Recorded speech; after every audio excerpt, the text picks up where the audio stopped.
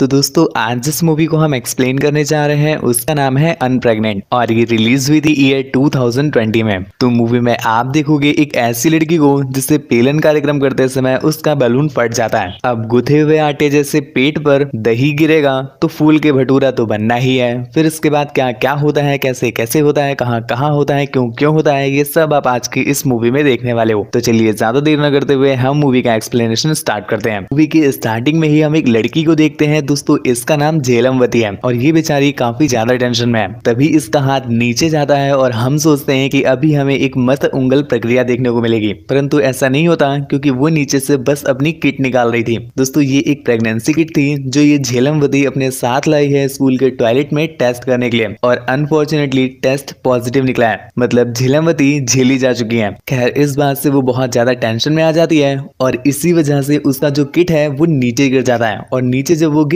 तो बाहर एक लड़की उसे उठा लेती है। खैर किस्मत अच्छी है क्योंकि वो लड़की झेलमवती की ही मित्र है और इसका नाम है लबरिया, क्योंकि ये लबर लबर बहुत करती है। इस समय भी ये लबर लबर करके उसे किट नहीं दे रही है और उससे किट छीन लेती है। यहाँ पर झेलमवती को लगता है कि चलो ठीक है, टेस्ट तो हो ही चुका है, अब तो लंका लग ही चुकी है, तो कोई नहीं, किट मुझे फेंकना है तो ये फेंक देगी जा करके। परंतु लबरिया इतनी बड़ी सूती वो किट उठा करके स्कूल के ही डस्टबिन में फेंक दी। खैर वो किट जल जाती, मर जाती, पिट जाती, घिस जाती, कुछ भी हो जाता तो इतना दुख ना होता, परंतु उस किट को कुछ भी ना सूझा, वो लग गई सीधा स्कूल के स्टूडेंट्स के हाथ में। अब यहाँ पर स्कूल के स्टूडेंट्स ये जान करके बड़ा शॉक होते हैं कि उनके ही स्कूल का कोई है जो कि प्रेग्नेंट है। अब ये तो आप भी जानते हो कि स्कूल में दो ही चीजें सबसे ज्यादा फैलती हैं, एक तो किसी का मैटर हो या फिर ठंडियों के टाइम पर लाएगी मूंगफली हो। खैर यहाँ पर तो मैटर की बात है तो वो भी पूरे स्कूल में ऐसा फैलता है कि कुछ ही घंटों में सभी लोगों को पता चल गया कि उनके ही स्कूल में कोई बंदी प्रेग्नेंट है। खैर ये कोई खास बड़ी भसड़ नहीं है, परंतु सबसे बड़ी भसड़ ये है कि आखिर झेलमवती अपना अबॉर्शन करवाए कैसे, क्योंकि अबॉर्शन बिना पेरेंट्स के साइन के नहीं हो सकता। खैर ये भी इतनी खास बड़ी टेंशन वाली बात नहीं थी।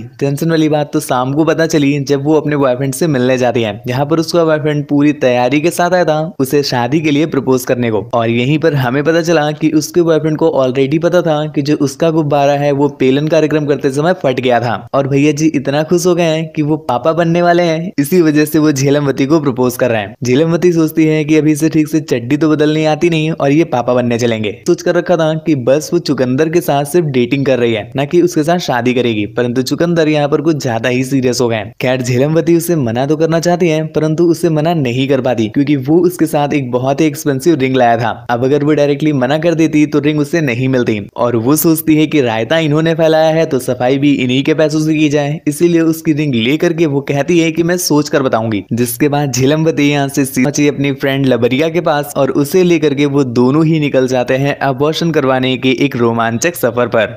सफर इसलिए बोल रहा हूँ क्योंकि ये आसपास के किसी भी हॉस्पिटल से नहीं बल्कि एक दूसरी सिटी के हॉस्पिटल से अबॉर्शन करवाने के लिए जा रहे थे। अब जाने के लिए उन्हें पैसों की जरूरत पड़ेगी, इसीलिए तो झेलमवती ने रिंग ली है। तो यहाँ से वो सीधा जाती है रिंग को बेचने के लिए, परंतु एक छोटी सी प्रॉब्लम हो गई क्योंकि उनके पीछे पीछे चुकंदर भी उन्हें सूंघते सूंघते वहां पर आ गए और वहां पहुंच करके उन्हें सब कुछ पता चल जाता है कि झेलमवती आखिर करना क्या चाहती हैं। जिसके बाद वो उन्हें रोकता है और रिक्वेस्ट करता है कि प्लीज ऐसा मत करो, परंतु झेलमवती उसकी बात कहीं से भी नहीं मान सकती थी। उसे खुद का बोझ तो झेला नहीं जा रहा, वो अभी एक और बच्चा टांग ले, इसलिए वो इस बच्चे के लिए साफ साफ मना कर देती है। खैर यहाँ पर जो लेडी उनसे रिंग ले रही थी वो काफी डिसेंट थी। उसे जब झेलमवती की बात समझ में आती है तो वो चुकंदर को गन पॉइंट पर ले लेती है और उसे बहुत प्यार से समझाते हुए कहती है, पेलने से पहले क्या खाकर आया था तू भांग धतूरा? जब पता था तुझे कि फट गया है तो रहने देता अपनी हवस को आधा अधूरा, लेकिन नहीं, तुझे तो करना था अपनी हवस को पूरा, इसलिए तूने रगड़ा अपना जमूरा। इसके गुथे हुए मैदे जैसे पेट ने जब पाया तेरा दही तो वो फूल करके बन गया भटूरा।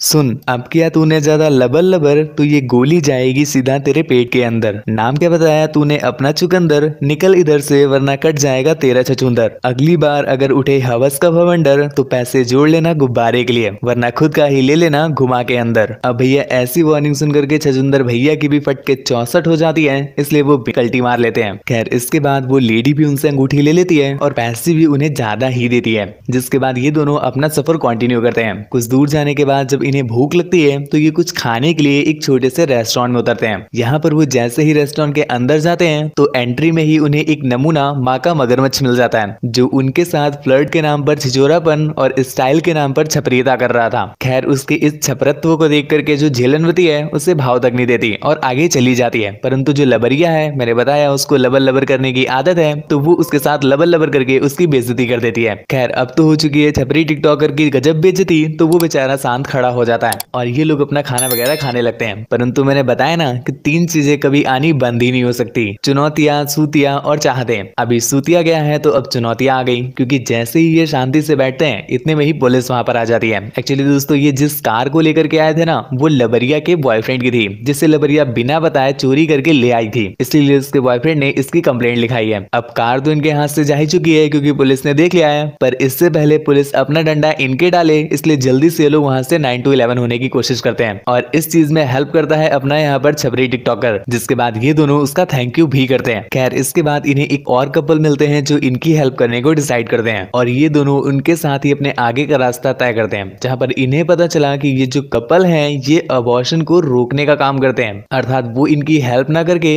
इनके बच्चे को जन्म देने में हेल्प करेंगे। ये देख करके उनकी होती है फटके 64 और वो जमीन में टप्पा खाकर गिरती है, लेकिन फिर ये लोग किसी तरह से अपनी गिरी हुई उठाते हैं और वापस चलते हैं और वहां से 9-2-11 हो जाते हैं। खैर एक बार फिर से ये लोग बाल बाल बचते हैं, पर इस बीच एक छोटी सी प्रॉब्लम हो गई। झेलनवती को कॉलेज की ही एक फ्रेंड उससे कॉल करती है और कहती है कि यहाँ पर कॉलेज के कुछ लोगों को पता चल गया है किट थी वो किसकी थी। अब झेलमवती सोचती है कि लबरिया के अलावा और कोई ये बात जानता ही, तो ऑब्वियस सी बात है कि लबरिया ने ही किसी न किसी को ये बात बता दी होगी। ये बात जब लबरिया को पता चली तो वो बेचारी बहुत दुखी होती है कि उसकी एक ही फ्रेंड और वो भी उस पर घंटा बिलीव नहीं करती। इस वजह से वो उसका सफर आधे से ही छोड़कर अपने डैड के पास चली जाती है। कुछ देर में झेलनवती को भी क्लियर हो जाता है कि उसकी फ्रेंड उसके साथ ऐसा नहीं कर सकती, तो झेलनवती को इस बात पर काफी रिग्रेट होता है, तो वो वापस जाती है उसे मनाने के लिए उसके डैड के घर। परंतु यहाँ पर हमें पता चला कि जो लबरिया के डैड है चाहते ही नहीं थे और यहाँ पर वो बताते हैं कि तुम लबरिया हमारे प्यार का नहीं बल्कि उस रात चली गई लाइट का और फटेले कॉन्डम का नतीजा हो। अबे ऐसे कौन बोलता है यार, पर खैर उन्होंने बोला, जिस बात को सुन करके लबरिया को बहुत दुख होता है और इतने में ही वहां पर झेलनवती पहुंच जाती है, जिसके बाद उन दोनों के बीच थोड़ा सा इमोशनल सीन होता है और फाइनली वो दोनों एक हो जाते हैं और इसके बाद वो कंटिन्यू करते हैं अपने आगे का सफर। खैर कुछ देर बाद हम देखते हैं कि वो हॉस्पिटल में पहुंच गए।